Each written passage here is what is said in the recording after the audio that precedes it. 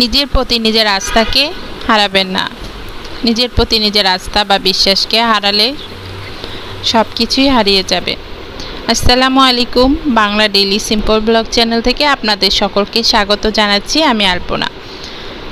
আশা করি আপনারা সকলে ভালো আছেন। আলহামদুলিল্লাহ, আমি আল্লাহর রহমতে ভালো আছি। নতুন একটি মিয়াকো থেকে হেয়ার ড্রায়ার কিনেছি চুল শুকানোর জন্য। গরমের দিন আসলে ভেজা চুল রাখলে খুবই অস্বস্তি লাগে, বিরক্ত লাগে। এর জন্য সবাইকে গোসলের পরপরই ভেজা চুলটাকে শুকানোর জন্য এই মেশিনটা কেনা হয়েছে। আর গরমের দিনে গোসলটাও একটু বেশি বারবার করা হয়, সেই ক্ষেত্রে এই মেশিনটা দিয়ে চুল শুকানো যাবে। অনেক দিন ধরেই চিন্তা ছিল এই মেশিনটা কেনার জন্য। এটা মিয়াকোর হেয়ার ড্রায়ার। এটার প্রাইস নিয়েছিল 2100 টাকা। তো এটা দিয়ে ঠান্ডা বাতাস গরম বাতাস দুটোই আসে, ভালো লেগেছিল। আসলে মিয়াকোর এই হেয়ার ড্রায়ারটা খুব ভালো লাগছে আমার কাছে। এখন আবার দই নিয়ে একটি কথা বলি। আমি ইদানিং এই যে দইটা, টক দই দিয়ে যে দই পাতার বিষয়টা, এটা নতুনই শিখেছি মনে হচ্ছে। এর আগেও কয়েকবার বানিয়েছি, সাকসেস হয়নি, কিন্তু এখন বর্তমানে সাকসেস হওয়ার পর প্রতিটা দিনই দই বাচ্চারা খেতে চায় আর প্রতিদিনই দই বানিয়ে দিচ্ছি। আর এদিক দিয়ে গরু দুধওয়ালা তো ছুটিতে আছে, যা ছিল সংরক্ষণে আমার গরুর দুধগুলো সবই শেষ পর্যায়ে চলে এসেছে। এখন অপেক্ষা করতে হবে কবে আবার সেই গরুর দুধওয়ালা আসে। তো প্রতিদিন 1 লিটার করে দুধ নেই আমি। তো সেখানে আমার এখন সংরক্ষণের দুধ মাত্র আরও 1 লিটার আছে। লোকটা আসবে প্রায় 28 তারিখের দিকে। জানি না কি হয়, এই কয়দিন কিভাবে কি করব। কিনে দুধ খেতে হতে পারে বা নাও কিনতে পারি এই কয়দিনের জন্য। তো আসলেই সাকসেস হয়েছিলাম টক দইয়ের ক্ষেত্রে, বা মিষ্টি দই এখনও বানাইনি, কিন্তু টক দই যেহেতু হয়েছে মিষ্টি দইও হয়ে যাবে ইনশাল্লাহ। তো আমার পুরান চ্যানেলে এই টক দই রেসিপি আছে, আপনারা অবশ্যই দেখে নিতে পারেন, আলপনা কবি এই চ্যানেলটাতে সার্চ দিয়ে। আর এদিকে আমাদের ঘরে বিনবোলা মেহমান চলে এসেছে 2 জন। আলহামদুলিল্লাহ, এই 2 জনকে পেয়ে আমরা খুবই খুশি, আনন্দে আপ্লুত হয়ে গিয়েছিলাম।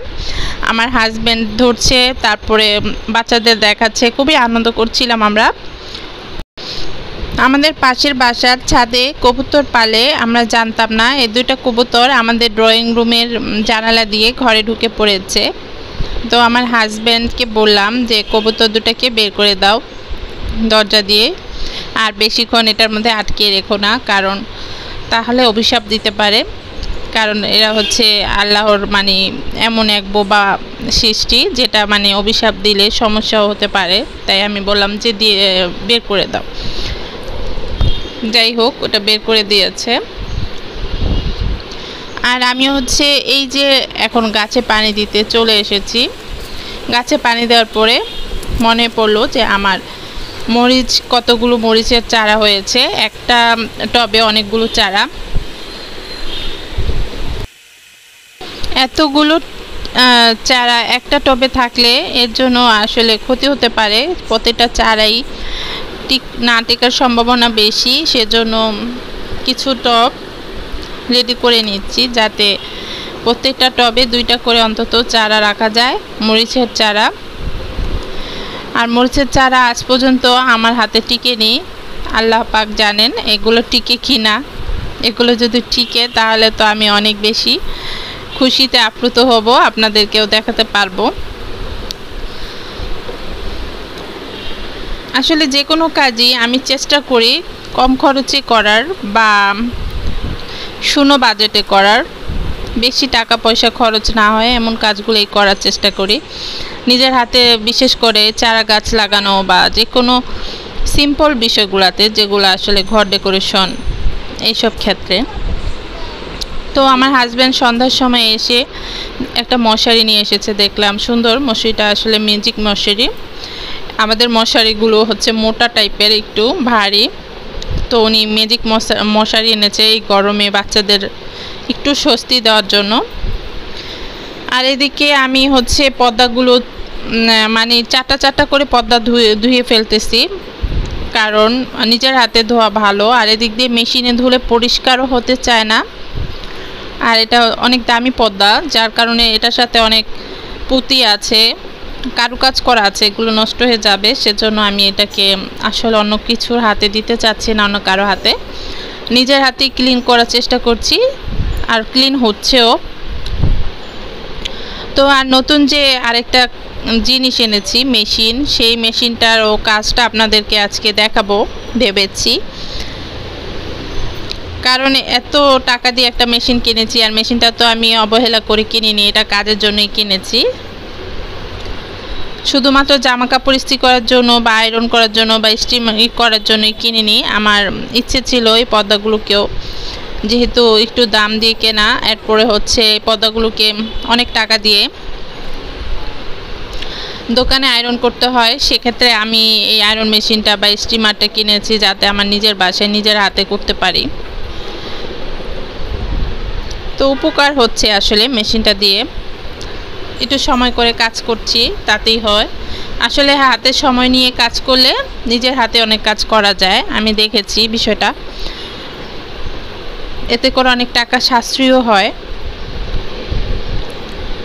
এখন এই যেই পর্দাগুলো টানিয়ে দিলাম, ধোয়া পর্দাগুলো, আর বেশি করে এই পর্দা ধুতে গেলে ময়লা পরিষ্কার হতে চায় না, এর জন্য দুইটা দুইটা করে পর্দা, বাড়ি চারটা চারটা করে পর্দা ধুচ্ছি, যাতে করে আমার কষ্টটা কম হয় আর পরিষ্কারও হয়। আর এখন তো রৌদ্রটা অনেক বেশি, যার কারণে শুকাতে ঝামেলা হবে না।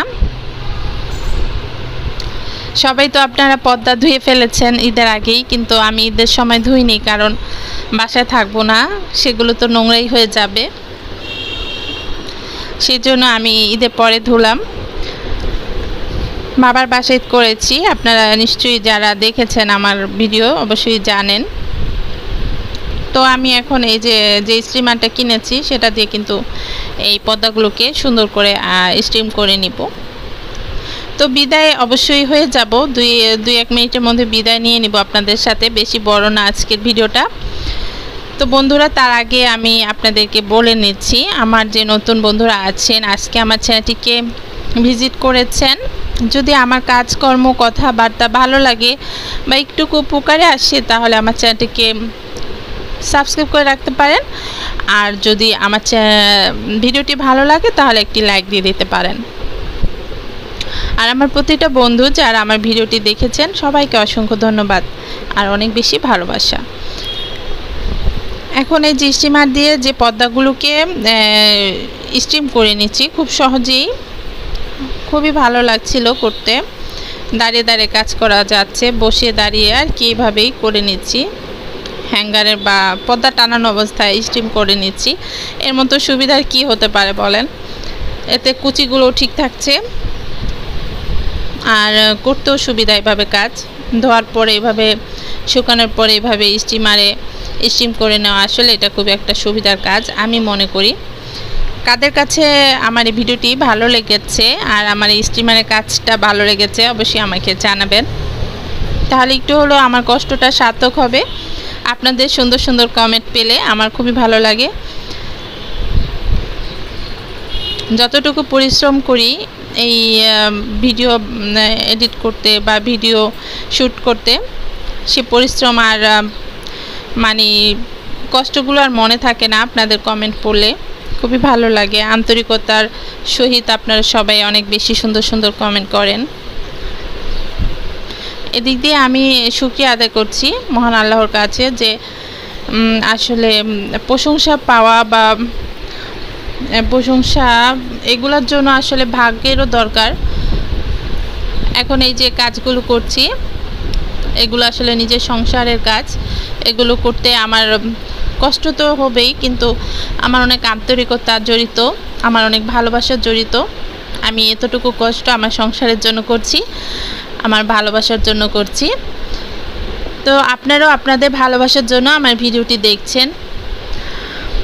আমি চাই আমার এই ভিডিও দেখে আপনাদের ভালোবাসা আমার সাথে সম্পর্কটা অটুট থাক, সব সময় চিরকাল অটুট থাক। যতদিন আমি ইউটিউব জগতে আছি আপনাদের সাথে এই বন্ধন সবসময় অটুট থাক।